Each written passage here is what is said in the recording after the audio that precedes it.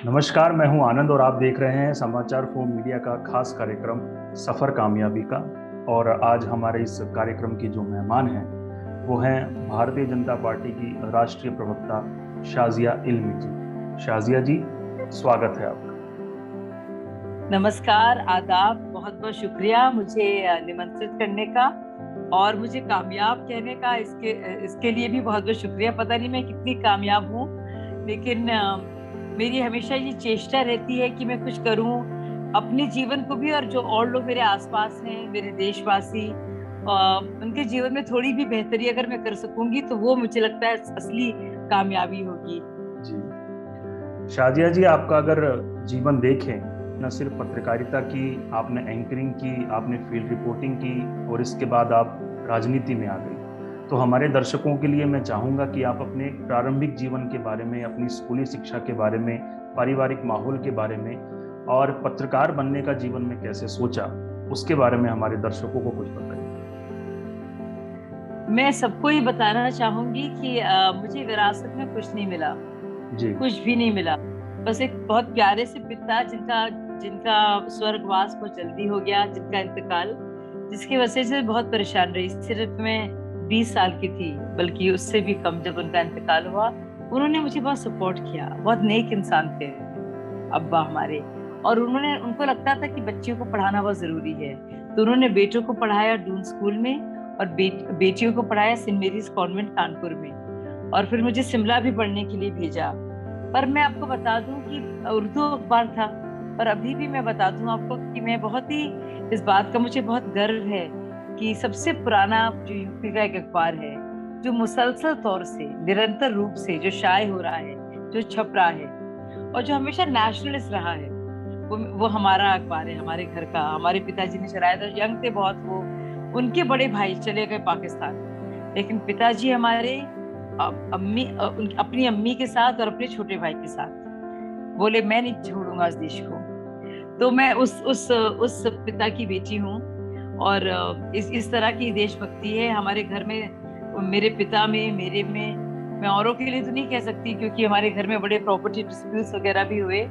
और पिताजी के इंतकाल के बाद बड़े भाइयों ने बिल्कुल भी ना तो फिक्र की, ना ख्याल रखा। बहुत परेशान सी रही मैं, बहुत ज्यादा। और किसी ने इनकरेज नहीं किया। बस हमारा ये होता था कि ज्यादा लड़की पढ़ लिख लेगी तो कौन शादी करेगा। एक बस ये मकसद होता है। मतलब जब आप जितने भी अच्छे हो पढ़ने लिखने में, मैं हेड गर्ल थी, मैंने आईसीएससी में टॉप किया, मेरे 92% आईएससी में थे। मेरा एडमिशन हर हर एक कॉलेज में, इंडिया के बेहतरीन कॉलेजेस में हुआ। लेकिन मेरे सबसे बड़े भाई थे, उनको लगा ये दिल्ली में हमारे साथ रहेगी, अगर ये दिल्ली आ जाएगी, लेडी श्री राम में पढ़ेगी या स्टीफेंस में। तो उन्होंने इनकरेज नहीं किया बिल्कुल भी। उनको लगा कि उनकी जिंदगी में खलल होगी, छोटी बहन आके रहती। तो मुझे सेंट बीट्स एक वो नन्स का कॉन्वेंट था, तो वहां पे भेजा। जबकि मेरे मार्क्स इस तरह के थे, मैं मुझे बहुत ही अच्छे मार्क्स आए थे। मेरे एवरेज था 92। तो बहुत ही अफसोस होता है मुझे इस बात को बताने में कि जितना मैं पढ़ना भी चाहती थी, उतना भी जहां जहां पढ़ना चाहती थी उसके लिए भी बहुत सी रुकावटें मिली। और हम लोग क्या ये था कि बड़े भाई पढ़े लिखे बहुत थे, लेकिन एक होता है ना, एक पुरुष प्रधान समाज, एक सोचने का ढंग। और मैं कानपुर के चमनगंज इलाका है, पूरा आप उसको मुस्लिम गेटो कह सकते हैं। अम्मी हमारी बुर्का पहनती थी, हमारी चाहे चच्ची को देखिए या हमारी खाला को देखिए, सभी बुर्का पहनते थे। तो बहुत ही, एक बहुत बड़ी बात थी कि हम लोग स्कूल जा पा रहे हैं। मैं रिक्शे में जाती थी। मैं क्लास 6 में थी, अपनी क्लास में हमेशा उम्र में छोटी थी। तो आप यकीन नहीं करेंगे, मुझे वो दिन मैं भूल नहीं सकती। मैं कानपुर से निकल रही हूँ उन गलियों से, स्कर्ट पहनती थी, लंबा सा स्कर्ट होता था, सॉक्स पहनती थी ऊपर तक, और एक बस्ता रख लेती थी अपनी अपने घुटनों के आगे, ताकि लोगों की नजर वहां ना पड़े। इधर से लोग आते थे और इधर से कोई रिक्शे वाले, साइकिल वाले, स्कूटर वाले, मोटरसाइकिल वाले, खड़खड़े वाले, बड़ी बड़ी गाड़ियों वाले, और सब देखते थे ऐसे, सब घूर घूर के देखते थे। तो आप सोचिए, तब से एक गुस्सा मुझे आया कि सिर्फ इसलिए कि मैं एक लड़की हूँ, सिर्फ इसलिए मैं 13-14 साल की एक लड़की हूँ, मुझे घूरा जा रहा है। क्यों मुझे घूरा जा रहा है? क्या मैं घूरने की चीज हूँ? नहीं। मेरी बात को किसी को सुनना चाहिए, मैं कुछ कहना चाहती हूँ, मैं और सब बच्चों के लिए कुछ कहना चाहती हूँ। उनको अच्छा नहीं लगता कि लोग उनको घूर रहे हैं। और मैं बहुत जज्बाती थी इसको लेकर, मेरे अंदर बहुत गुस्सा था इस चीज को लेकर। और मुझे लगता है सिर्फ यही बात है जो घसीट कर मुझे यहाँ तक ले आई है। तो जैसे कि वो कैफी आजमी की भी नज़्म आपको मालूम है ना, कि उठ मेरी जान मेरे साथ ही चलना है तुझे। तो वो ये वही बात है कि हम लोग सिर्फ एक दिलचस्प कहानी नहीं है, सिर्फ हमारी औरतों के बारे में सिर्फ आप जवानी और फशानी और किस्से कहानियों से आप ना जोड़िए हमको। हमारे में अक्ल है, हमारे में सोच है, हम मेहनत करना चाहते हैं। हम घर में ही नहीं है, हम बाहर जाकर हम राष्ट्र के लिए, राज्य के लिए, खेतों में खलिहानों में काम करने वाले लोग हैं। आप हम लोग को सिर्फ एक जिस्म बनाकर हमें हमारे साथ इतना दुर्व्यवहार क्यों करेंगे? तो ये बात मुझे बहुत खलती थी। मैं अपने छोटे भाई से पढ़ाई में ज्यादा अच्छी थी और मैं हेड गर्ल थी अपने स्कूल की, लेकिन तब भी मुझसे कहा जाता था कि तुम चाय बनाओ। जब भी मेहमान आते थे, मेरा टेस्ट होता था निकले दिन, हम कहते थे अम्मी नहीं आप मुझसे कहिए, मैं नहीं कर पाऊंगी, नहीं जाओ। बस एक ऑटोमेटिक एक सिस्टम था, आप उठे, आप ये अपना सर ढाक के और आप करेंगे। तो मुझे लगता था क्यों ये है, क्यों हमें मौका नहीं मिलता पढ़ने का, बढ़ने का। तो मैम जैसा कि आपने बताया कि आपके जो पिताजी थे उनका इंतकाल बहुत जल्दी हो गया, आपकी एज भी बहुत कम थी, तो अब मैं आपसे आपके दूसरे सफर के बारे में जानना चाहूंगा, जो पत्रकारिता का सफर रहा, कि कैसे आप एक पत्रकारिता के इंस्टीट्यूट में पहुंचे, कैसे आपने पढ़ाई की, किन संघर्षों का आपने सामना किया, पहली नौकरी कैसे मिली, उसके बाद फिर हम आगे की यात्रा पर चले। जरूर, बहुत दिलचस्प कहानी है और मुझे लगता है बहुत सारी हमारी देश की जो बच्चियां हैं वो सुने, क्योंकि आप सब कुछ कर सकती हैं। अगर मैं कर सकती हूँ ना तो कोई भी कर सकता है जी। क्योंकि मैं जब आप यकीन नहीं करेंगे, मुझ में था कि भाई मेरे भाइयों को तो बाहर आपने भेज दिया पढ़ने के लिए, डू स्कूल शेरवुड, हमको भी अच्छी जगह भेजिए। तो फिर मैंने लॉ के लिए मैं दाखिला के लिए बात की, लॉ फैकल्टी के लिए। उन्होंने कहा नहीं आपकी उम्र बहुत कम है। मैंने बहुत कम एज में अपना वो बीए कर लिया था। अच्छा, सेंट बीट्स में मैंने पढ़ाई की। सेंट बीट्स बहुत अच्छी जगह थी, लेकिन वो बिल्कुल खास पढ़ाई को लेकर नहीं थी। वो बहुत ही सुरक्षित नन्स के साथ कॉन्वेंट एजुकेटेड, वो जो लड़कियां जो अच्छे अच्छे घरों में जिनकी शादियां होती हैं, एक फिनिशिंग स्कूल की तरह था। तो मैं थोड़ी ऑड सी थी, मेरे पास उतने अच्छे कपड़े नहीं होते थे जितने और लड़कियों के होते थे। वो सब रिच पंजाब और ऑल इंडिया के घरों से होती थी, वो सब विदेश घूमी हुई होती थी। मेरे पास बड़े कहते हैं ना हैंड मी डाउन, कि बड़ी बहन के कपड़े में एक बड़ी अच्छी भाभी है उन्होंने दे दिए कुछ। तो मैं थोड़ा ना, मेरा मजाक उड़ाया जाता था कि इसके बाद, और मैं कैसे कहती घर में, कैसे कहती, इतने तो पैसे थे नहीं। और मुझे थोड़ी शर्म आती थी कि मैं नहीं मांगूंगी, इसके लिए नहीं मांगूंगी, लड़ूंगी पढ़ाई के लिए, कपड़ों के लिए नहीं, डिस्को के लिए नहीं, पार्टीज के लिए नहीं। मैंने अपने जो संघर्ष थे ना, जो बैटल्स मैंने चुन लिए थे, मैंने वो चुन लिए थे। अगर सलवार कमीज पहनकर मेरी जिंदगी आसान रहेगी तो मैंने सोचा मैं यही करूंगी, मैं नहीं लड़ूंगी। छुप छुप के जीन्स पहनने का शौक था, तो कभी कभी सिर्फ लड़कियां होती थी तो पहन लेती थी। तो फिर मैंने सोचा जी, तो वो मुझे याद है मेरे एक भाई बहुत अच्छे हैं, इरशाद भाई, उन्होंने बहुत मदद की मेरी।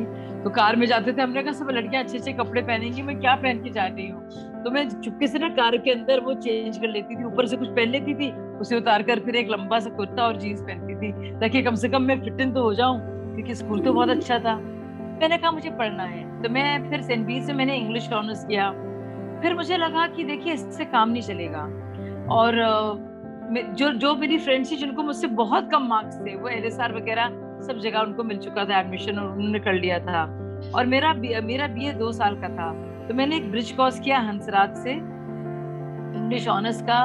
फिर लॉ फैकल्टी के लिए ट्राई किया, उसमें अंडर एज में जो मैं पाया। फिर मैंने बहुत ही मेरा एग्जाम के रिजल्ट से आ रहे थे हंसराज के ब्रिज कोर्स के, तो मैंने जामिया का मैथ्स कॉम में अपना पर्चा भरा। तो उसमें भी मेरी एज बहुत कम थी। और वो दिन क्या था, मैं बता रही हूँ, ऊपर वाला है ना, ईश्वर कोई बोलता है, अल्लाह बोलता है, पूरी कायनात है, मेरी मदद की। उस दिन भी मेरे घर में मुझे जाने के लिए रोका जा रहा था और मेरे साथ मुझे मेरी आंख काली थी, मेरी पिटाई हुई थी उस दिन कि क्यों पढ़ना चाहती हो। वैसे मैंने एग्जाम दिया है अपना। तो मैंने वो एग्जाम दिया अपना, और मैंने एग्जाम बहुत अच्छा दिया, जामिया का जो एग्जाम था मेरा, और उसमें मैं 7th आई एंट्रेंस लिस्ट में। और फिर मेरा बाकायदा इंटरव्यू हुआ मतलब जब, तो उसमें बहुत से लोग थे, और सब लोग मतलब मैथ्स कॉम जामिया उन दिनों में आप समझिए 50,000 से ज्यादा लोग अप्लाई करते थे। मैं जनरल कोटा 7th लिस्ट में थी, और सबसे कम उम्र में। तो आप सोचिए कि अभी भी सोचती हूँ तो तकलीफ होती है। और छुप छुप के वो भी एग्जाम दिया मैंने। और मुझे बहुत लगता था, लोग कहते थे नहीं शादी कैसे होगी। सब ये था कि भी अब्बा की डेथ हो गई है, मतलब अब्बा बूढ़े हैं, उनकी डेथ हो जाएगी, तब जामिया जाते ही अब्बा की डेथ हुई, मैथ्स कॉम करते ही। वो चाहते थे मैं आईएएस करूं। दिमाग में होता है ना, करो तो कुछ अच्छा बड़ा करो, नहीं तो ये सब नहीं करो। ये कोई जानता नहीं था कि मीडिया भी एक ऐसी चीज में मैं जा सकती हूँ। और उर्दू अखबार को चलाने का मतलब था कानपुर में रहना। वहां पे तो लड़कियां बाहर दफ्तर में ज्यादा आती भी नहीं थी, तो मैं कैसे करती वो देखिए आप। तो बहुत मजबूरियां थी, और मेरी एक दुआ थी अल्लाह ताला से, अल्लाह ताला मेरे या तो ख्वाब बदल दो या मेरे हालात बदल दो, कोई एक चीज अल्लाह मियां आपको करना होगा। मैं अल्लाह मियां को ऐसे बोलती थी कि ऊपर वाले करके दिखाओ ये, मतलब इतना गुस्सा था मेरे में। तो मैंने जामिया का वो एग्जाम दिया, और आप यकीन नहीं करेंगे कि वो इस एग्जाम में मेरा 7th लिस्ट मेरा आया। एंट्रेंस एग्जाम में मुझसे सवाल पूछे गए कि आप तो कानपुर से हैं और आप क्या समझेंगी, आप तो आर्ट और इसको जानती ही नहीं है, ये तो विजुअल आर्ट्स की ट्रेनिंग है, फिल्म मेकिंग का कोर्स है। मैंने कहा मैं वो सारे एहसास जो मेरे अंदर हैं, जो मेरे अंदर की तकलीफ है, और मेरे जैसे करोड़ों बहनों की तकलीफें हैं, ना सिर्फ मुसलमानों की, हिंदू बहनों की, सिख बहनों की, मैं उस तकलीफ को बयान करूँ। आप यकीन नहीं करेंगे, फर्स्ट ईयर और सेकंड ईयर मेरे बैच में मुझसे 10 साल बड़े लोग थे। 2 ऐसे लोग थे जो आईएएस ऑफिसर बनकर मैथ्स कॉम करने आए थे। एक ऐसा इंसान था जो आईएम अहमदाबाद से ब्रेक लेकर आया था, और मेरी उम्र 20 साल भी नहीं थी, और उसकी मैक्सिमम एज 40 थी और मिनिमम 21 थी। तो मैंने रियायत के तौर पर उसमें मैंने बहुत सीखा, top angle shot, mid shot, journalism क्या होता है। एक बात मैं बताना चाहती हूँ, वहाँ पे मैथ्स कॉम जामिया में एजे किदवाई का इंस्टीट्यूट था, बड़ा मशहूर, अरुंधति रॉय ने मुझे पढ़ाया। और गर्म हवा जैसी फिल्म हमने देखी एमएस सत्यू जी की, और हमने पूरा सीखा नोवेल वाक, फ्रेंच वेव। तो मेरा दिमाग बहुत बड़ा, मैं सीखने वाली लोगों, मैं जज्ब करती हूँ हर चीज को, मेरा दिमाग ना बहुत ही शौक है मुझे नई नई चीज सीखने का। तो मैंने बहुत जल्दी ग्रो किया, समझा, और मैंने पूरा फिल्म बनाने का क्राफ्ट, क्या पॉलिटिकल मैसेजिंग है, आप अपने चित्रों के और अपने बयान और मजमून और लेखन के जरिए क्या कह सकते हैं, क्या कहना चाहिए। तो मेरा वो सारा एक्सपीरियंस के लिए वो चीज बहुत सही थी मेरे लिए। ऊपर वाले ने रास्ता तो यकायक बस मैंने एग्जाम दिया, हो भी गया वो। वहां पे मैं आपको बताना चाहती हूँ, जो टीचर्स हमारी कुछ थी, और मुसलमान टीचर्स नहीं थे, जो हमारी कुछ बड़ी वामपंथी टाइप की टीचर्स थी, वो हमें हमेशा वहां पे आरएसएस की बुराई सिखाती। देखिए हमारे संस्थानों में क्या होता है, अच्छा हमारे अब्बा ने, हमारी अम्मी ने, हमारी खाला ने, हमारे मामू ने कभी आरएसएस की इतनी बात ही नहीं की है जितनी जामिया में मैंने सुनी। अच्छा हमारे ये दुश्मन है, हमने कहा हमें तो पता ही नहीं था, हमारे साथ तो कभी दुश्मनी हमने देखी नहीं। हम तो ये जानते हैं कि थोड़ा बहुत होता है कि भाई आप मुसलमान हैं, तो स्कूल में भी होता था, सेंट लुइस कॉलेज में भी कुछ लड़कियां कहती थी भाई तुम तो मुसलमान हो, अलग रहो, पाकिस्तान क्यों नहीं चले गए तुम्हारे माँ बाप। लेकिन ये मुझे नहीं पता था ये बात कि और तब देखिए तब तो मोदी जी भी नहीं थे। तो अब जो कहा जा रहा है ना कि मोदी जी की वजह से माहौल खराब हो रहा है, तब किसके वजह से माहौल खराब हो रहा था? तब कौन प्रधानमंत्री था? आप सोचिए इस बात को, राजीव गांधी थे। तो मैं ये बात सोचती रहती थी, और मैंने जामिया में किया उसमें। फिर उसके बाद था जब जामिया से पास आउट हुई, मैं टॉपर थी क्लास में। फिर मैंने इंडिपेंडेंट डॉक्यूमेंट्री फिल्म मेकर्स के साथ काम किया, बहुत सब्जेक्ट्स पर। वंदना शिवा के साथ मैंने फिल्म बनाई, मोनोकल्चर्स ऑफ माइंड, उनकी किताब थी, और उसमें मैंने बताया एग्रीकल्चर समझा मैंने। फिर मैंने जी में नौकरी की, और जी में तब रजत शर्मा जी चले गए थे, तो इनसाइड प्रोग्राम था करंट अफेयर्स का, वहां पे मैंने काम किया। और तब तो गूगल वगैरह कुछ होता नहीं था, आप लोग के लिए कितना आसान है खुद सारा रिसर्च करना, और बहुत सारे विषयों पर किया। वहां पे एक प्रोग्राम बनाया द वुमन, जया जेटली जी उसकी एंकर थी और मैं उसकी डायरेक्टर थी। तो मैंने वो बनाया और उसमें जो भी ये नहीं था सिर्फ उसमें फैशन और स्टाइल और ये सब, बल्कि उसमें था महिलाओं के संघर्ष, चिपको मूवमेंट, जो महिला इकट्ठा हुई हैं और उन्हें किस तरह से नशाबंदी के खिलाफ आंध्र प्रदेश में आवाज उठाई। तो क्योंकि अंदर मेरे वो था तकलीफ। फिर एक अजीब अच्छी चीज ये हुई कि मैं जब मुंबई गई तो वहां स्टार न्यूज खुल रहा था। स्टार न्यूज में मैं एंकर बनी। अच्छा, प्रोड्यूसर तो मैं थी क्योंकि मैं इसके लिए ट्रेन थी डायरेक्टर के लिए, और इंटरव्यूज तो करती थी लगातार और बहुत अच्छी स्टोरीज मैंने की थी। मैं रशिया गई थी। सबसे पहले जब पहली बार रशिया ने भारत को संयुक्त राष्ट्र में परमानेंट सिक्योरिटी काउंसिल का मेंबर की बात की थी, सबसे पहले मेरी वो रिपोर्ट थी। वो कोई बहुत कम लोग जानते होंगे इस बात को।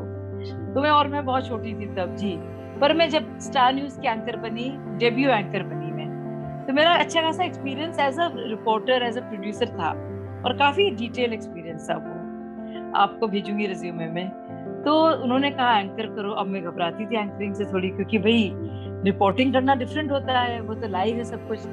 तो फिर मैंने एंकरिंग की शुरू, और आप यकीन नहीं करेंगे, एंकरिंग में सिर्फ कैमरे के डायनामिक समझना था, प्रोड्यूसर में तो रही थी। और उसमें फिर बहुत ही लंबा एक सफर रहा, जिसकी डेब्यू एंकर रही मैं 2003 में, 2002 में। और स्टार न्यूज ने बहुत इनकरेज मुझे किया, बहुत बड़े बड़े शोज करे। सबसे पहले भ्रूण हत्या के खिलाफ जो स्टिंग ऑपरेशन हुआ था, आमिर खान जी ने किया था बहुत बाद, उससे बहुत पहले हम लोग ने किया था। तो एक एजेंसी ने किया था और उसमें रेणुका चौधरी उस वक्त थी minister of women and child development, और उसमें मैंने तब उन डॉक्टर्स के लाइसेंसेस हटवाए थे, सोचिए। और चाहे वो इराक वॉर हो, चाहे ऑस्ट्रेलिया में जो हो रहा है भारतीय बच्चों के साथ, तो तब, और लगातार मैंने रिपोर्टिंग की, एक एक दिन मेहनत की, एक दिन ऐसा नहीं किया। 2 उदाहरण छोटे से दूंगी, बहुत जरूरी है आपको बताना है, बहुत जरूरी है, मैं शेयर करना चाहती हूँ इस बात को। देखिए, एक बहुत ही खराब मामला आया था जब एक जज ने बाकायदा एक रेपिस्ट से कहा था, शांति मुकुंद नर्सिंग केस का मामला था ये।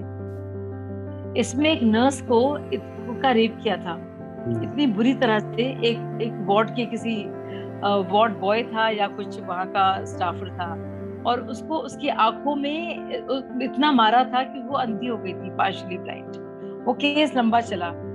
फिर सोचिए हिमाकत इस आदमी की, जरूरत देखिए कि इन्होंने क्या किया। इन्होंने जज से कहा, जब ये केस हो रहा था, अच्छा मैं हमेशा ना अपना शो करती थी देश विदेश, लेकिन सारे कोर्ट जजमेंट्स आप जानते हैं 11 बजे के बाद आते हैं, आप जानते हैं इस बात को।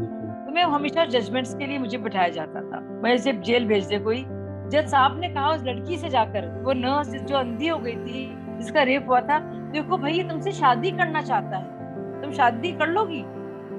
तो अगर तुम शादी कर लो तो तुम केस वापस ले लो। तो मैंने, अच्छा मेरी दोस्त रिपोर्टर थी, जो होता है ना, एंकर यहाँ बैठा है, पूछ रहा रिपोर्टर वहां पे है हाई कोर्ट पर। तो मैंने कहा क्या चल रहा है? बोले हाई कोर्ट में तो ये बात हुई है, जज ने तो ये कहा है। तो मैंने उससे कहा, जो मेरी रिपोर्टर थी, मैं एंकर थी स्टूडियो में, मैंने कहा आप बताइए, जज किसकी बेटी के साथ अगर ऐसा होता तो क्या किसी रेपिस्ट से अपनी बेटी की शादी कराते? जब वो आदमी जो उसका मर्डर तक करने को तैयार था, जब कोई भी इंसान कराएगा? इतनी मजबूर है महिला कि अपना ही रेपिस्ट से वो शादी करेगी, मतलब उसका वर्च्यू चला गया रेप से, तो वो उससे करेगी। ये हमारी हालत है, ये हमारे जज हैं। वो घबरा गई, वो तो कोर्ट में थी। पर मेरा गुस्सा था ये, कि हम लोग अपने को इतना कम हम लोग ने कर दिया है कि हम लोग एक रेपिस्ट से भी कि किसी तरह से शादी हो जाए बस, चाहे वो दाना भी क्यों ना हो। सोचिए। तो मैंने ये सवाल तब पूछा था। एक और केस, छोटा सा केस, फिर मैं कहानी खत्म करूंगी, आप अगला सवाल पूछिएगा। और उसमें एक बहुत ही फेमस केस था, एक कोई मिस इंडिया या मिस किसी स्टेट की रही थी, कोई मिस, एक स्टेट का नाम नहीं लेना चाहूंगी, उसकी किसी ने एक ब्लू फिल्म टाइप की बनाई थी, पोर्नोग्राफिक, अश्लील किस्म की। वो फिल्म ना सिर्फ स्टार न्यूज पर एक और बहुत मशहूर चैनल है, हमारे चैनल पे तो चली नहीं थी, लेकिन वो बहुत मशहूर चैनल पे लगातार चल रही थी, मॉर्फो। तो देखिए बड़ा अच्छा तरीका है, तस्वीरें भी दिखा दो, कह तो गलत भी है, आप पर इस्तेमाल कर, और आप उस लड़की के साथ क्या, और उस लड़की को पुलिस ने जबरन उसको तो आपने गिरफ्तारी में ले लिया है और उसकी फिल्म दिखा रहे कि तुमने गलत काम किया है। और लड़की कह रही है मेरे साथ किसी लोगों ने किया, मुझे नशे में किया गया। मुझे बड़ा गुस्सा आया इस बात को सुनकर, उस लड़की की हालत को देखकर। जो भी हो, आप मतलब अगर गलत चीज हुई है उसके पीछे कौन कौन लोग हैं और आप उसको प्रसारित कर रहे हैं, ये बेशर्मी की हद है। मैं एंकर थी, बस सोचिए जो गुस्सा बचपन का जिस तरह से मेरे साथ हुआ था, वो गुस्सा देखिए, वो आपको अपने जीवन में लाना है और सकारात्मक कुछ करना है। उसी गुस्से को एक लौ बनाकर, एक मशाल बनाकर हमेशा चलना है आपको। तो मशाल जलती रही हमेशा मेरे दिल में, अभी भी चल रही है। सुनिए, तो संत कुमार है उनका नाम, आप जानते होंगे, जम्मू के हैं, बहुत अच्छे रिपोर्टर।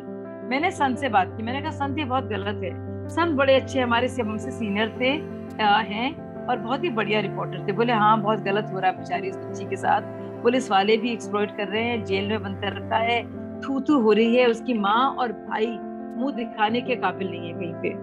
तो आप यकीन नहीं करेंगे, मैंने बताया क्या मैंने पूरा चेंज किया।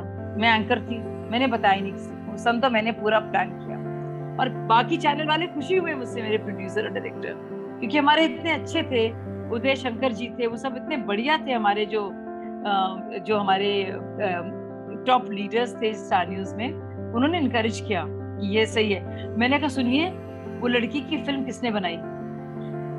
तब सीता एक्ट होता था, याद होगा आपको। तो मैंने कहा आप बताइए, ये इस तरह का प्रचार संचार भी गलत है।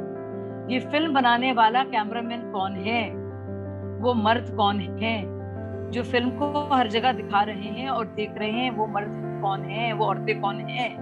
इन चित्रों को जो दिखाया जा रहा है, इस फिल्म को प्रसारित किया जा रहा है, वो लोग कौन हैं? वो लोग उतने ही गिल्टी हैं, कानून यही कहता है। ऑब्स्सिनिटी में अगर आप देखेंगे, या अगर आप देखेंगे ऑब्स्सिनिटी में, तो ये सब कुछ ही गलत है सिनेमेटोग्राफी एक्ट के तहत। मैंने कहा आप उस लड़की को ब्लेम कर रहे हैं, बस उसको आप बना रहे हैं मुजरिम, जिसके साथ ये जुर्म हुआ है, जिसको शायद किसी लड़के ने बेवकूफ बनाया हो, चाहे उसको नशा दे दिया हो। सबको मजा आ रहा है और सब कह रहे हो, और लड़की की जिंदगी बर्बाद हो रही है। उसकी माँ बेचारी मुंह दिखाने के काबिल नहीं है। ये सोचिए, देखिए हिपोक्रेसी, ये दोगलापन हमारे समाज का। तो ये मैं लाई इसमें अपनी पत्रकारिता में, तो वो अछूता नहीं रहता वो एक्सपीरियंस। आप यकीन नहीं करेंगे, 3 दिन बाद मैं जा रही थी अजमेर, मैंने छुट्टी ली थी, मैं अजमेर जाना चाह रही थी। बस मेरी बहन सोफिया दीदी आई हुई थी अमेरिका से, मैं बोली मेरे साथ अजमेर चलो, तो हम लोग बस में चले गए अजमेर छुट्टी लेकर। उस लड़की का फोन आया हमारे इस रिपोर्टर के जरिए, तो मैंने कहा, बोला कोई बात करना चाहता है तुमसे, वो इतनी अच्छी लड़की है। उसने कहा दीदी थैंक यू, आपने जो किया है उसके लिए मैं इतनी शुक्रगुजार हूँ, क्योंकि ये सारा बदल गया, वो तस्वीर बदल गई। और आप यकीन नहीं करेंगे, अब मैं इतनी खुशकिस्मत मैंने अपने को पाया। मैंने कहा अजमेर पहुंचने से पहले मुझे एक दुआ मिल गई इस बच्ची। तो आप देखिए, आपके साथ जो होता है ना, आप उसको लाइए। आपको जज्बाती होना पड़ेगा। आपसे बात नहीं कर सकते हैं गरीबों की, मुसलमानों की, दलितों की, पीड़ितों की। आप अंग्रेजी मजबून बड़े सही महीन बातें नहीं करेंगे, आप करेंगे कुछ उनके लिए। और इसलिए मैं कह रही हूँ, इसीलिए मैं राजनीति में हूँ। अरविंद तो बाकायदा कसमें खाते थे कि कभी ये पार्टी नहीं बनेगी। तो जब अरविंद ने कहा मेरी मदद करो, और मैं जानती थी, प्रशांत जी को जानती थी, आरटीआई के जरिए भी इन लोग के बारे में पता था। मुझे कहना कि आप पब्लिसिटी में, तो ऑलरेडी एंकर थी, मैं किस पब्लिसिटी के लिए आऊंगी? बाकी लोग जो बाद में आए, सबको धक्का मार के निकाला गया। ये तो मेरा स्वाभिमान था कि मैं खुद अपनी मर्जी से पहले निकलने वालों में से हूँ। प्रेस कॉन्फ्रेंस का मैंने कहा मैं नहीं, क्योंकि मैं खुद ज्यादा ही सच जानती हूँ। अब तो जब भी आम आदमी पार्टी से सवाल पूछो, बोले बीजेपी भी ये करती है, कांग्रेस भी ये करती है, तो ये पार्टी क्यों बनाई? जब अरविंद केजरीवाल महाभ्रष्टाचारी, जो मैं देख रही हूँ उनको, महान महाकलाकारी इंसान दिख रहे हैं हमको, तो आप बताइए मैं क्यों उस पार्टी में रुकूंगी? ना मैंने आम आदमी पार्टी से कभी टिकट मांगा था, और ना मैंने कभी बीजेपी से ना टिकट मांगा, ना कोई पद मांगा। मैं नहीं देखूंगी हिंदू मुस्लिम।